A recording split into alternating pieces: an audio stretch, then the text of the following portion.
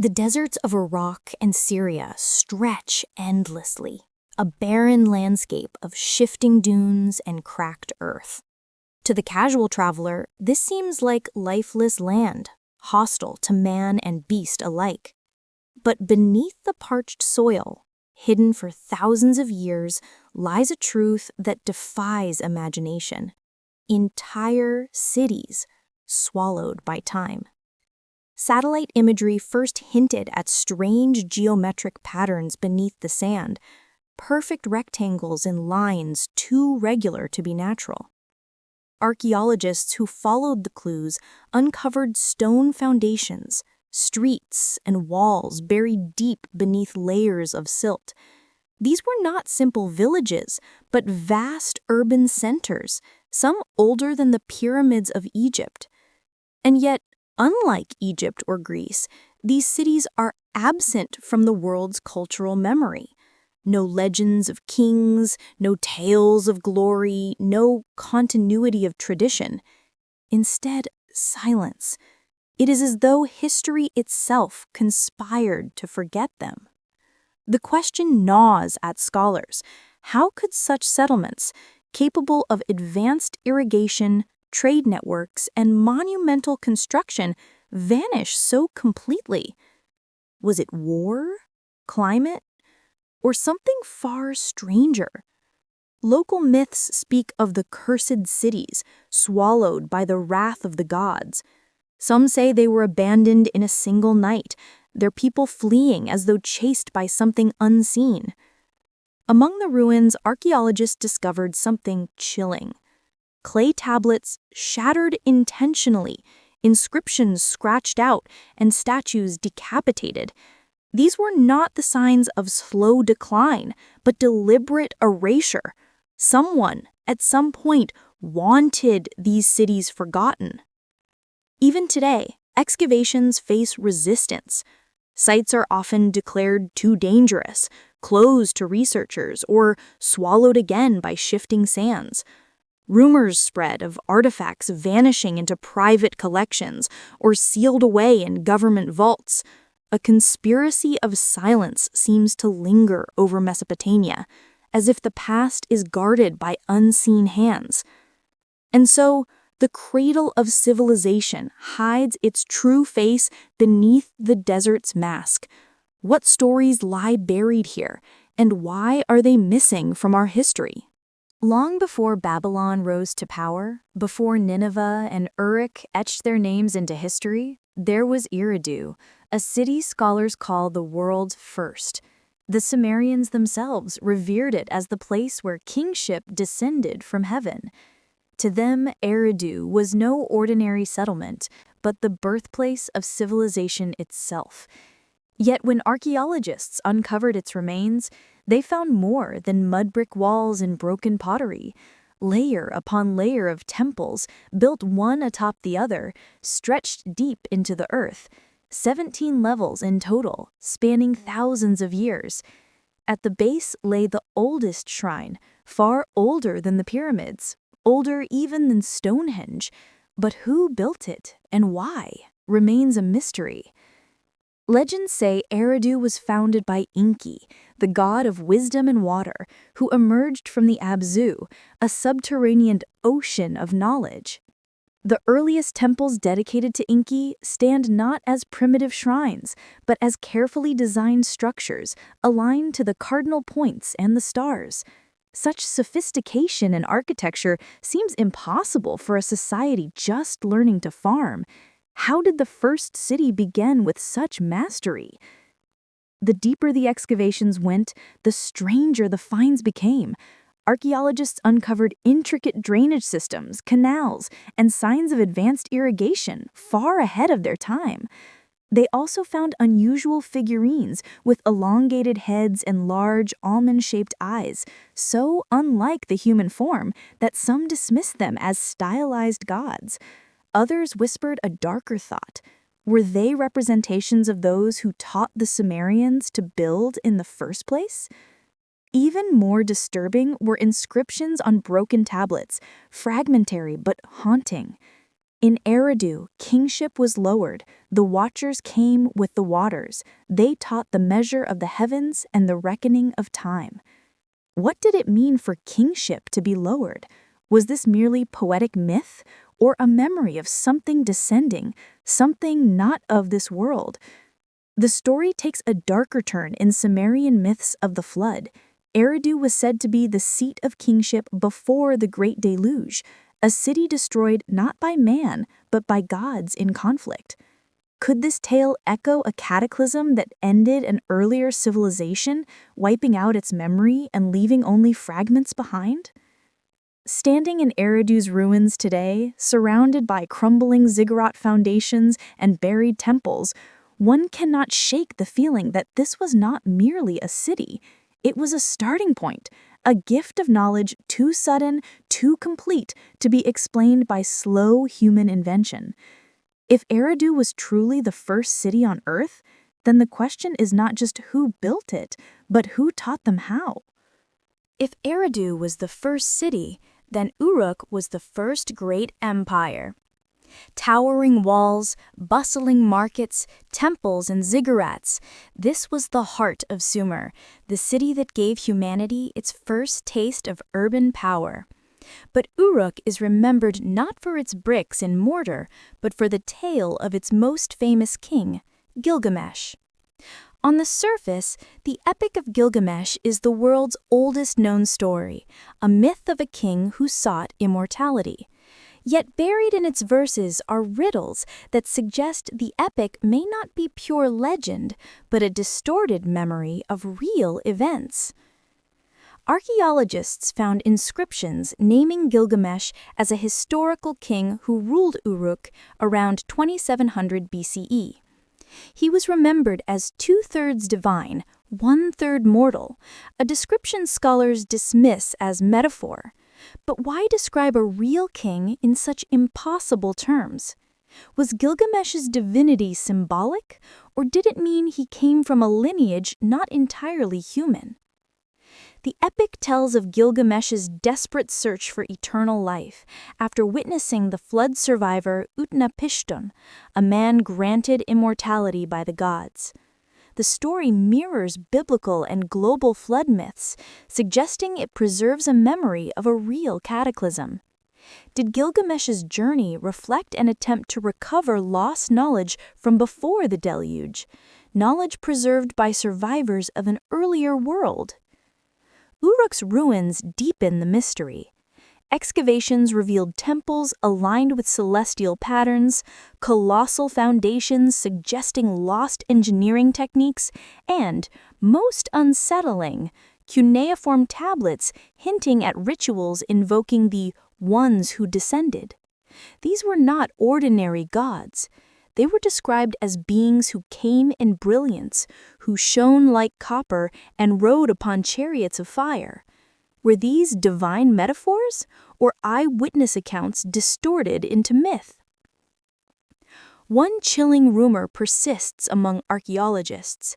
Deep beneath Uruk's sands lies a sealed tomb said to be that of Gilgamesh himself.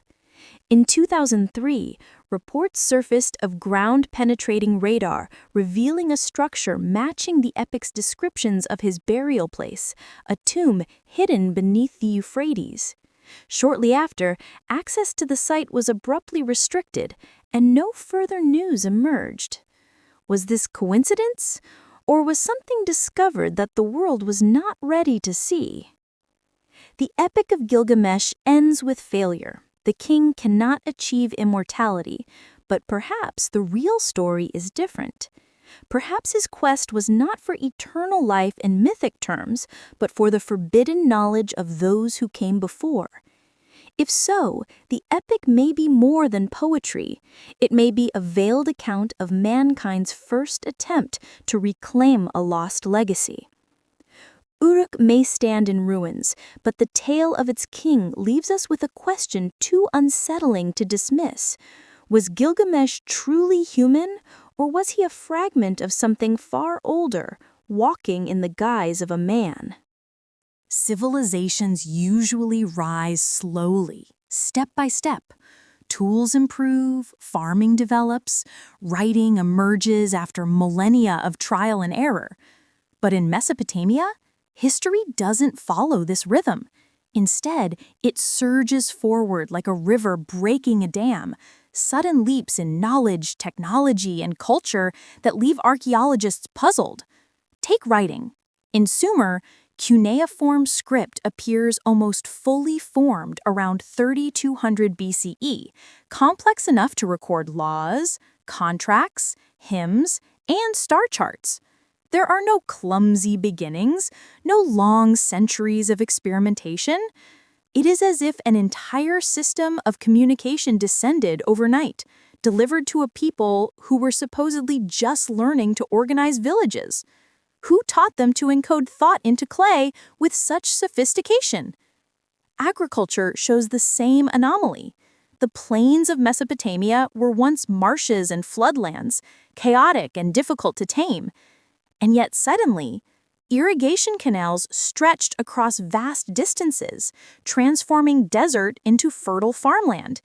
These were not crude ditches, but intricate networks requiring advanced knowledge of hydraulics and engineering. How did early farmers master this without centuries of trial and failure? Then there is mathematics.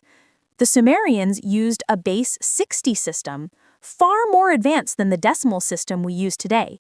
It gave them the ability to track time, chart the heavens, and calculate with astonishing accuracy. This is why we still divide the circle into 360 degrees and the hour into 60 minutes, relics of a knowledge system thousands of years old. But why would the very first civilization choose such a complex system instead of something simple? Was this knowledge inherited, not invented? Even their myths hinted something stranger. The Sumerians credited their wisdom to the Anunnaki, those who from heaven to earth came. According to their own tablets, the gods taught them writing, agriculture, medicine, astronomy, and kingship. Were these simply metaphors for the achievements of visionary leaders, or records of actual teachers, beings from beyond their own time? Archaeologists dismiss these leaps as coincidence, the brilliance of early minds, but the gaps remain. There are no transitional phases, no crude precursors to explain the sudden brilliance of Sumerian science. Instead, Mesopotamia's knowledge arrives as if delivered in complete packages, ready to use. Even more unsettling are the ancient star maps. Sumerian tablets record constellations with a precision that should have been impossible for a people just emerging from prehistory. Some even include planets that modern science only rediscovered with telescopes. How could they have known what they should not have been able to see? It is as if Mesopotamia's timeline is fractured, like pieces of a much older civilization suddenly resurfaced in a new age. And if that is true, then the Cradle of Civilization was not the beginning, but a reawakening. To the Sumerians, their greatness did not come from themselves. They were clear. Everything they knew was taught to them. Their tablets speak of the Anunnaki, mighty beings who descended from the heavens, shimmering with brilliance, to shape the destiny of mankind. Unlike the abstract deities of later civilizations, the Anunnaki were described in unsettlingly human terms. They ate, drank, quarreled, loved, and ruled. They built temples, appointed kings, and even divided territories among themselves like feudal lords. The myths read less like prayers to distant gods and more like chronicles of rulers who walked the earth. The most striking tale comes from the Enuma Elish and other cuneiform records, which describe how the Anunnaki created order from chaos. They did not simply bless humanity with gifts, they engineered it. Some texts hint at the shaping of mankind from clay mixed with the breath of the gods. Was this a metaphor for divine inspiration, or a memory of something closer to genetic intervention? The Anunnaki were not united. Their stories are filled with rivalries and betrayals, alliances made and broken, a celestial soap opera of power struggles that spilled over into the human world. Kingship, according to the tablets, was not chosen by men, but lowered from heaven. Rulers were appointed, guided, or even fathered by these gods, binding human destiny to their conflicts. Among the most infamous of these figures is Enki, the trickster god of wisdom and water. He is portrayed as a benefactor of humanity, teaching irrigation, mathematics, and even the secrets of writing. Yet his brother Enlil is cast as humanity's stern overseer, demanding obedience and punishing rebellion. Their clashes echo across Sumerian myths, culminating in the story of the flood, a cataclysm unleashed by the gods themselves to wipe mankind from the earth. But why would these so-called gods invest so deeply in human affairs? Some researchers suggest the myths hide a darker truth, that the Anunnaki were not ethereal deities, but powerful outsiders who needed humanity, whether for labor, resources, or something far stranger. Fragments of tablets tell of the black-headed people, the Sumerians, being created to ease the burdens of the Anunnaki. Were humans fashioned as workers, servants, or something even more unsettling, a hybrid species designed to bridge two worlds? The more one reads these myths, the less they resemble divine allegory and the more they feel like distorted history. A story of rulers who descended, ruled openly, then vanished, leaving humanity with fragments of their knowledge and an ache of abandonment. If the Anunnaki were real, their departure raises the most haunting question of all. Where did they go? And will they return?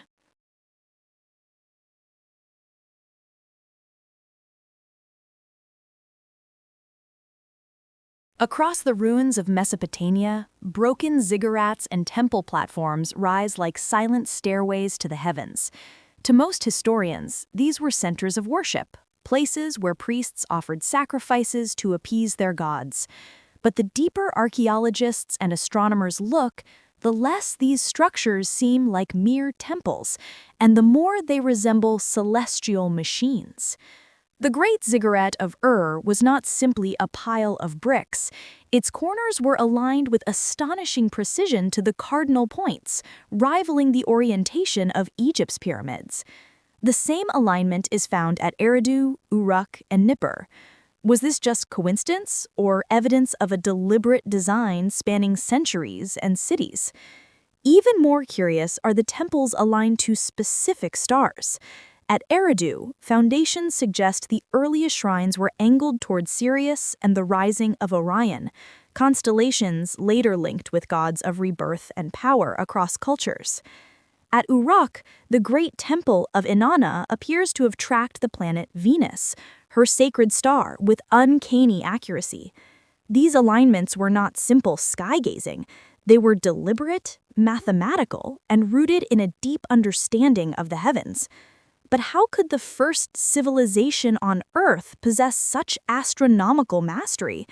Without telescopes, they charted planetary cycles with precision rivaling even modern calculations. Some tablets record the 18-year lunar cycle, eclipses, and even the retrograde motions of distant planets. Such knowledge should have taken centuries of careful observation, yet it appears fully formed in their earliest records. Why were the gods so concerned with the stars? Some scholars argue the ziggurats were observatories, not just temples, platforms for watching the skies. Others whisper they were more than that. Beacons or even gateways, designed to connect heaven and earth. The very word ziggurat means to rise high, or to build a bond between worlds. Legends reinforce this unsettling possibility. The Sumerians described the ziggurats as waiting places of the gods, where divine beings descended in fiery chariots. Priests did not merely pray, they waited, recorded, and sometimes claimed to witness the return of their celestial lords. Were these structures designed to guide something back to Earth, or to signal from below that humanity still remembered? One chilling clue lies in the tablet of Enuma, Anu, and Enlil, an astronomical record stretching across thousands of entries. Among its detailed star charts are cryptic notes of lights that moved where they should not, red stars that came and went, and disks that crossed the heavens in silence. Were these poetic metaphors or eyewitness accounts of something unnatural in the skies above Mesopotamia? When we look at the Ziggurats today, we see ruins of stone and clay. But to the Sumerians, they were more than monuments. They were bridges, carefully aligned with the heavens, meant to connect Earth not just to stars, but perhaps to those who once came from them.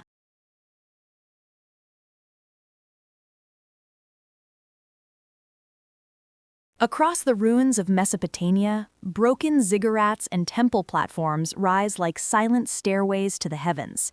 To most historians, these were centers of worship, places where priests offered sacrifices to appease their gods.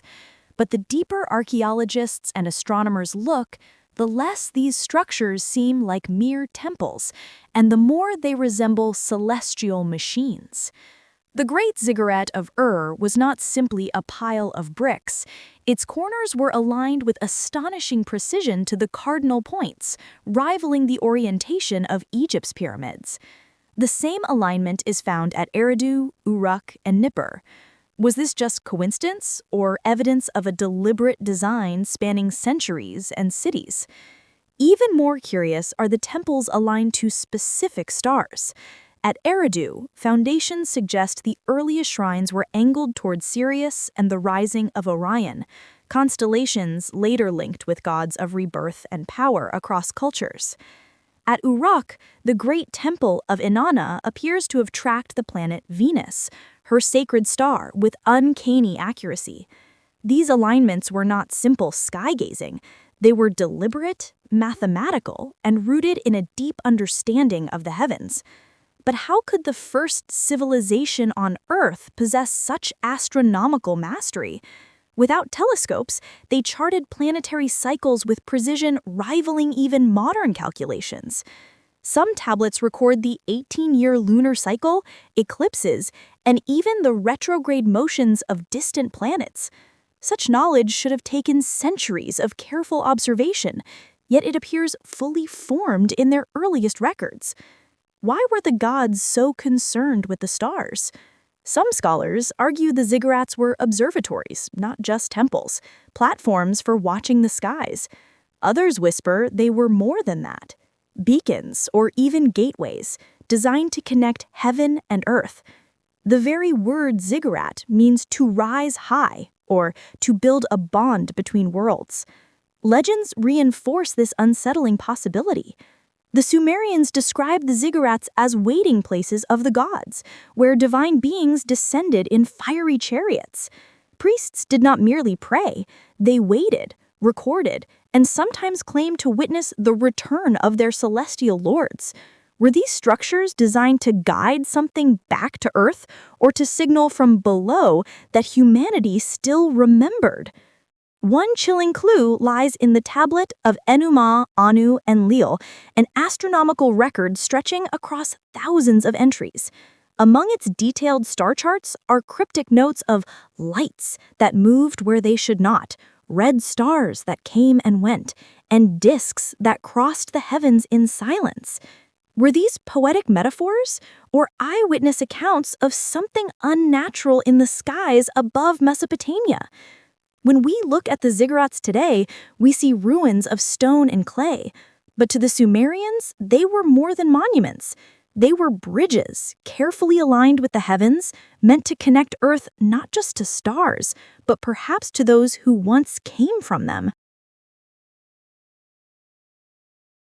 In the ancient tablets of Mesopotamia, one story rises again and again, a story so powerful it spread across the world, retold in every culture under 1,000 different names: the Great Flood.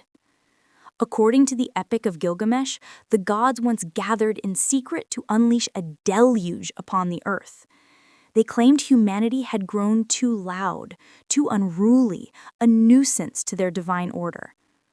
Only Utnapishtim, warned by Enki, survived, building a vast boat to preserve his family, animals, and the seeds of life. When the waters receded, kingship descended again from heaven and civilization was reborn. At first glance, this is myth, but then the evidence emerges.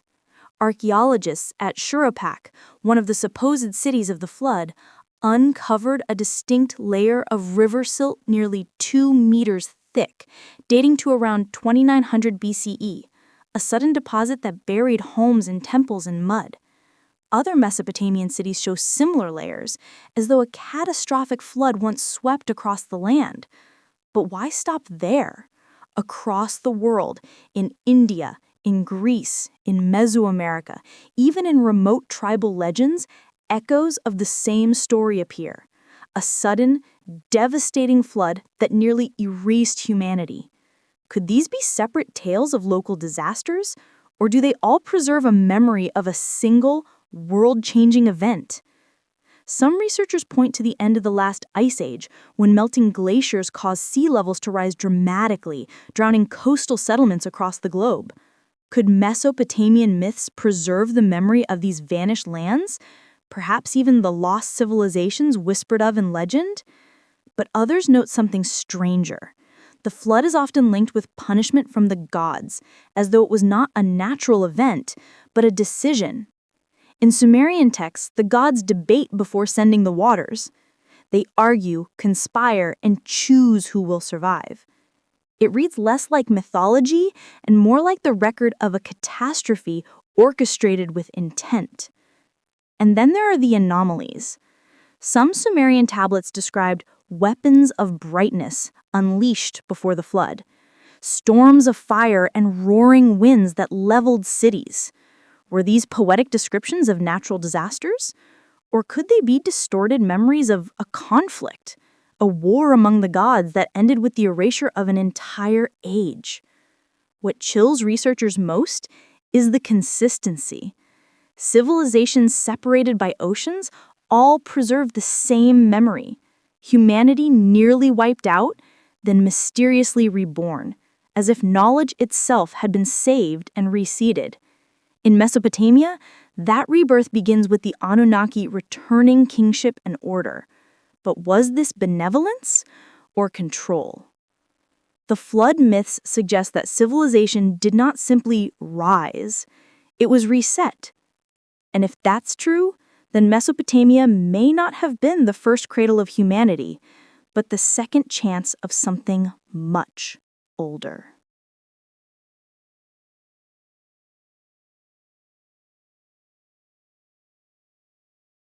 Rising from the flat Mesopotamian plains, the Ziggurats must have seemed like mountains conjured from dust.